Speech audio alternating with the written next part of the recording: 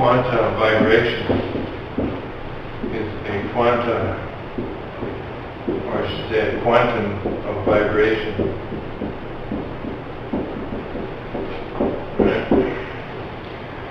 Well, last day I wasn't quite sure how to talk about this thing, but after a couple hours or an hour or so, I got an idea.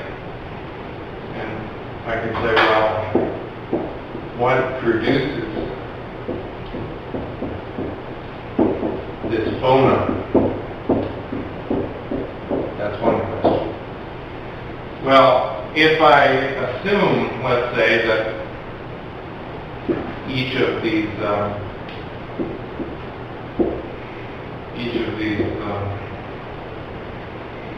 loops are, say, particles, with some mass, let's say m. That's a very, very that's a very primitive assumption, but let's suppose I did that. So, again, here. Then I would further assume that between each of these points is a spring, see? Like that. Why can I assume that? Well, because there are little springs, right, on the bonds that are holding this thing together, all of these atoms, right? But I'm going to treat each one separately. See? Like that, see? This distance here, let's say just is some distance A.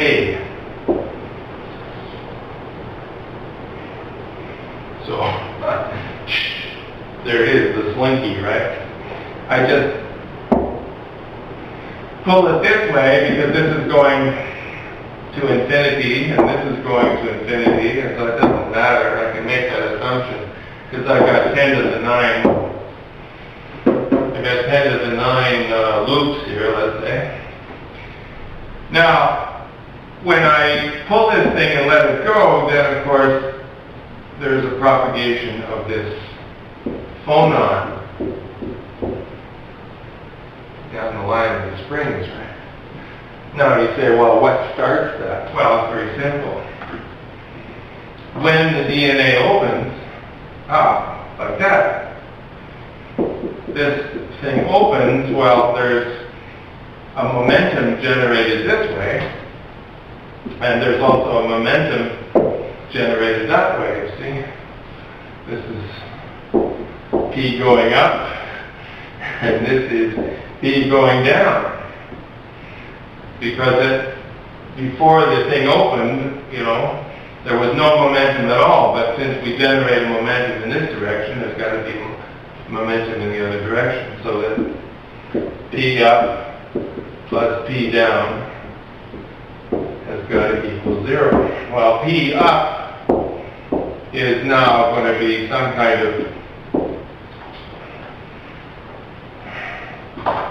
Planck's constant bar times the wave number. That's the momentum of the phonon. The phonon is simply created by this explosion here. Well, what does this mean? Well, it means quite a few things. This phonon moving in that direction obviously is like a message. There's a message that's going to be transmitted down this spring, and it may have something to say to other parts of the DNA. Now, if you look at this model closely, and you do the calculations for the frequency, because you see each is a spring, and they vibrate with some frequency, like this, you see, because again, this thing opens up. Now the question then becomes is, well, what are the possible frequencies?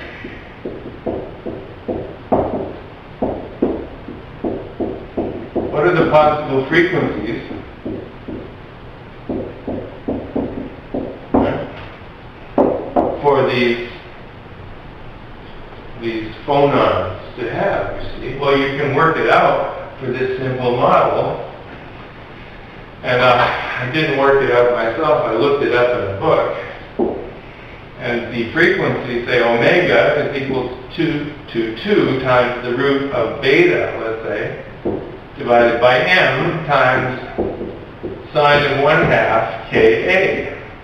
And you say, well, what does this mean? Well, just off the top, this m is this mass here, you see? The beta is what we call the spring constant. As in, for example, you have, say, a spring and you pull it, or you compress it, you have a return force minus kx. Well, I just replaced the k with a beta because there's a k here, and that k is different. So now we have, for the return force, you see this spring constant is the same, the beta here is the same here, and the beta here, you see the spring constant is the same because we've assumed it's the same spring, and all the masses are the same. The k refers to the wave number, but actually it's the range of, say, radiation, the frequency of radiation, let's say, or the frequency of whatever it is we're using to vibrate this thing, times this distance a, you see? And now you can draw a cute little graph with this, where omega is plotted against k, and the curve comes out like this, but it stops. It stops when k is equal to pi over a, because at that point, the sine term becomes a maximum. You see? This then is the highest frequency. This is the highest frequency right here, highest, that this system can vibrate at, see? So that there's only a narrow range, if you like, of possible frequencies that this system can vibrate in. Well, you say, so what? Well, okay, this is a primitive model, but suppose we started playing with the masses. For example, when I talked about the genetic code being lost, genetic code falls out, doesn't get replaced. Well, now our mass terms have to change. If our mass of these objects, say, becomes very, very much smaller, then this thing won't be able to vibrate the way it's supposed to vibrate. So that what I'm adding to the DNA, in terms of that compound, is I'm adding the masses back into these holes, you see? Let's look at it again. Suppose that there were no genetic code here, there were no genetic code here, there were no genetic code, you see, all the way down. Well, then this end wouldn't be the way it's supposed to be. But when I add the compound back, let me do that with a different color. Okay, black. See, I'm adding a compound and now bingo. I'm jacking up the molecular weight because it's going into the available state. When it goes into the available state, then this M goes back to the way it's supposed to be, and now the DNA is vibrating the way it's supposed to be. And you say, well, how is that? Well, the way God maybe intended it to vibrate, see? So that there is a specific certain number of modes of vibration, let's say, see? Well, of course, the criticism here is that these M's are all the same. Oh yeah, I can play with the M's and I still come out with something similar to this equation, not exactly the same, but I come up with something like that, like if I said, well, this is MA but this is MB, and then this is MA, and this is MB. This expression becomes more complicated. But if the link between the NA and the NB is not a spring, it's just maybe some kind of a glue, then what do you... We're assuming it's a spring. Yeah. You know why we're assuming it's a spring? Because I got little springs here. Mm-hmm. All of these bonds are springs, you see. So I'm using this one spring to approximate all of these other springs in here, you see. Or a spring somewhere, you see.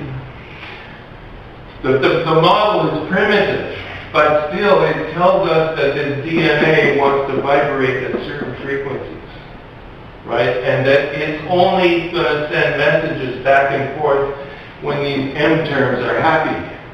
When these M terms are full, and they're at the right mass, only then are we going to get, say, reasonable transmission of messages, because this is what I'm trying to do, is to talk about this DNA in terms of physical dynamics. Last show was...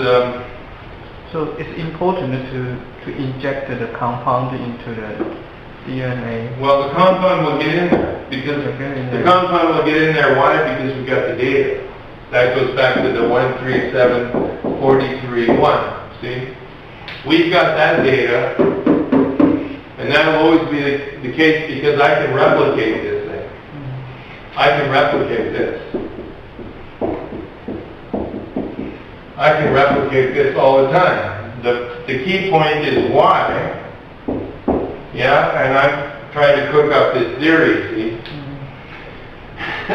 And I'm not satisfied yet, of course, there's a long way to go. But I like this, this cutoff thing here, see? After K equals pi over A, then the damn thing won't vibrate at all, see? And it won't vibrate, well, when K is 0, it can't vibrate either. But it can only vibrate at these frequencies here in this range, you see. Now that's got to say something about this thing here, you see. Because I don't know anything about DNA. I know something about physics. But other papers, or, well, not other papers, but other explanations that I see, I'm not entirely sure. Though maybe some people have done this kind of modeling, maybe they have, and that's okay too. But because I get this stuff, I have to figure out more about this stuff, see? But now I got something to go on. But I think to measure the suitable M is quite important. This M here? Yeah, because... Oh, you can add that up. You can add it up. I haven't done that yet, but that's a good point. Yeah. I should add it up. I should, tonight or someday, in the next couple of days, I got to add up all of those and see what I got for a weight or mass, right? And then maybe I can, yes, if I got that, and I can approximate some constant for the spring constant, and then I know what the spacing is, and I believe that I can construct this. And I think this story, this theory is quite interesting. Yeah. You use that to break down the link, and to that it will vibrate. Well, and it's happening. It sounds interesting. When this blows here, then the phonon, the quantum of the vibration, has got to go up. Yeah. And then the rest of it will go down, because again, this thing is going to infinity. It will open in the middle, okay, and then maybe it causes something else to open up here, and then, so who knows what's going on. Yeah, maybe to unite with some kind of a DNA. Well, and then have a new DNA. Well, it's sending messages, right? That's what's going on here, I think. Just like it connects, all the cells connect.